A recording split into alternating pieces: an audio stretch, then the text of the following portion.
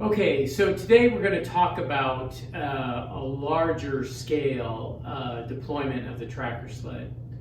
And we're going to talk about how the sleds could be moved when it's time to rotate fields. The bottom line here is that we want to give the farmer lots of agency. In other words, we want the farmer to have choice when they go about how to relocate the TrackerSleds. So what we're going to do here is we're going to model at now a scale of 1 to 128. So we're modeling at a lot of different scales. So what you're going to find is, row crop tractor now is going to be fairly minute, and the 50-foot long TrackerSled will look like this. So we're going to do this in this situation, just showing how to relocate 6 trains of TrackerSleds that are a full 250 feet long. And we're going to assume that we're going to move them from one side of an alleyway to another, so that all of the electrical infrastructure will be located on that alleyway. So we're going to look at 3 different types of movement with the TrackerSled. So the first one is actually something we've not really talked about, and that is to actually relocate a TrackerSled that remains fully ballasted. In other words, we use a tractor, a row crop tractor, that's so powerful I don't have to pump out any of the ballast. In fact, at that point, the ballast can be permanent ballast. It can be something like concrete, lean concrete, or in its highest form, it can even be batteries, right? But we won't go there yet. That's not possible given the expense today of batteries. But in the fully ballasted scenario, we're going to look at a Deere 9 series with a 520 horsepower engine in this. And this has the capacity to actually have a drawbar pull in excess of 55,000 pounds. Now we know this courtesy of the University of Nebraska at Lincoln, which for years has done testing on all row crop tractors. They actually use a dynamometer to determine this. So we're going to lay out 3, and we're going to animate these with models at this scale, so that you can see what we're talking about.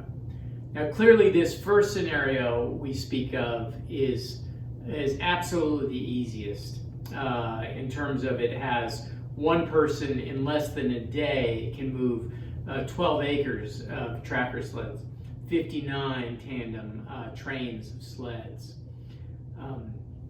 Okay, in this next animation we're going to show you is the one that we've been anticipating. It's one where you have to pump out the ballast out of the skis or pontoons out of each TrackerSled. We're going to show one animation that will suffice for a couple different scenarios. So in this, instead of one large row crop tractor, we're going to have 2 tractors working in cooperation with one another. One tractor will use its PTO power to pump the water from one tank to another. The other tractor will be more robust, a higher horsepower, and will actually move the entire 250-foot long train of 5 sleds. So in the case where all the ballast is removed, the lightest tractor, say a Series 6 tractor that's 250 horsepower, can actually pull that entire train. If, say, we were to remove just a third of 2/3 of the ballast and leave a third there, then again we can use a Series 7 300 horsepower or so tractor to pull that sled. In the last scenario we look at that uses this the same is if you take and remove half of the ballast. In that case, you move to a Series 8 tractor, and that is 400 horsepower. And that has the capability to actually pull the entire train with half the ballast in it. Okay, in this last animation we're going to do, this one is in some ways the most flexible for the farmer. It is actually talking about moving a fully ballasted tracker sled, but you move them instead of as a train, each one individually.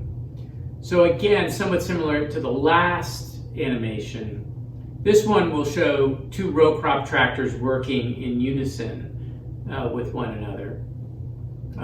One pulling a sled forward into the aisle between rows, and the other one actually pulling it into position and making those connections, reconnecting each sled both electrically and mechanically to that torque tube. So the advantage here is we can use very, very modest sized tractors because the weight, that sort of drawbar horsepower, need to be very high. So in this case, it can be only 155 horsepower or so. So very modest tractors can do this.